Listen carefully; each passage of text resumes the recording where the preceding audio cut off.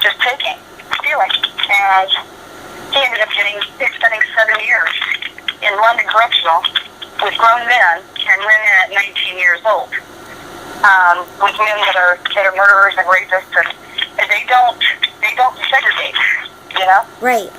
And these kids are just, and what's happening is, not only do they have an addiction now, but they also have mental illnesses because they're dealing with being molested, or they're dealing with being beat, or watching someone get molested. That messes with your head. That's PTSD at its finest. Oh, I know. Now you're not only dealing with someone with an addiction, but also with a mental illness on top of it.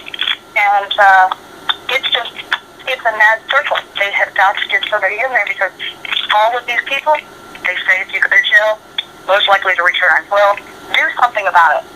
You know, especially if it's something like this. I know there's criminals out there that don't have to be addicts. They're criminals, and they over and over and over again disobey the system, and I understand that. But in these cases that we're speaking of, there are so many cases.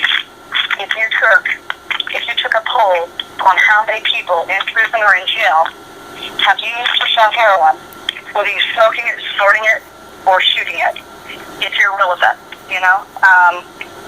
There's so many addicts that are struggling with this. And they seem more like they're just more interested in, well, alcoholism. If they go without alcohol, they can die. Well, if you go without heroin and you're not detoxed, you can die. You know, your blood pressure affects your blood pressure. It affects everything. Your body gets used to this drug, and it almost like the same as if somebody wanted food, you know? Right. They will pick heroin over the food because that's what their body knows, and that's what their body's craving. Right. You know? So... And I just think that the Vivitrol is a blessing from God. I mean, I think the Suboxone and the Methadone is evil, evil, evil. But the Vivitrol, if we can get the system to put the Vivitrol in our people before they are released from prison and jail, I think we can take down this disease, this epidemic. Oh, yeah, definitely. I believe that will pretty much nip a lot of it in the bud, per se. I do too. Yeah, because I'll tell you, that was the worst thing they could have done, is come out with an Narcan shot. I've had mothers say, well, at least I know he's not going to die. And I allowed him to shoot in his room, and I'm thinking, you are so ignorant. It makes me so angry. Like, what are you talking about? Because I got the Narcan shot right here in case something happens. Well, check this out. If you shove Narcan in them after they've shot heroin and an overdose, you have about 15 to 20 minutes to get into the ER before their heart explodes, okay? There's a lot of things that people do not understand about the Narcan shot. And these moms that are just completely unaware, they know nothing about it, and they just think it's a quick fix. The Vivitrol is completely different. The Vivitrol is something that's administered monthly. You have to go in there. You have to go through counseling. There are things that you have to do to get better. Right. You can't just receive a shot and no counseling right. and expect for things to be better. That's like putting a child that's ADD on Ritalin and not counseling them. Exactly. When you take them off the Ritalin, the whole thing is it's supposed to be a temporary medication.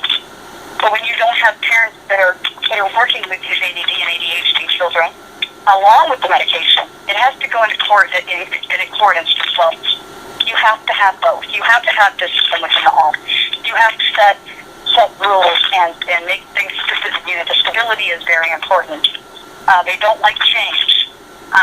There's just a lot of things that they could be doing that they're not doing, and it's almost like it makes me feel like our country are a bunch of mice chasing their tails and really don't know what to do.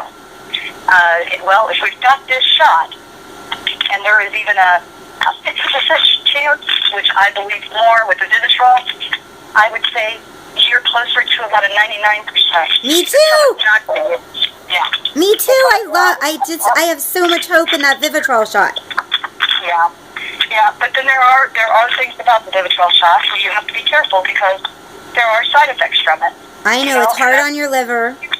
But but it is worse. Shooting and dying. Yeah. Or shooting Vivitrol, and also a lot of people don't understand too that there are two different addictions with when you use heroin or when you use Percocets. You've got a snort heroin addiction, there's snorting, and that's an addiction. You have a shooting addiction. And those two things are separate and apart from the actual drug. Okay? Okay. It's an addiction to shoot. It's an addiction to snort. Because if you take somebody that's snorted Percocets for 5 years, they're still, if they hear about it, same thing with the cocaine addict. They hear about it even 7 to 10 years later. Tell me why their nose starts running. Tell me why they start itching when you're talking about crack. That is no joke. That is something mentally and physically not affecting your body any longer, but mentally does. And it causes the body to react.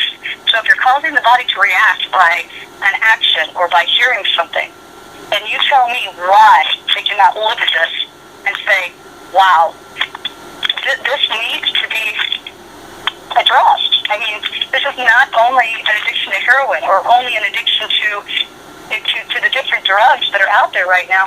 The heroin is what's killing these kids. You know, they get out and they know when they went in, they were using a baggie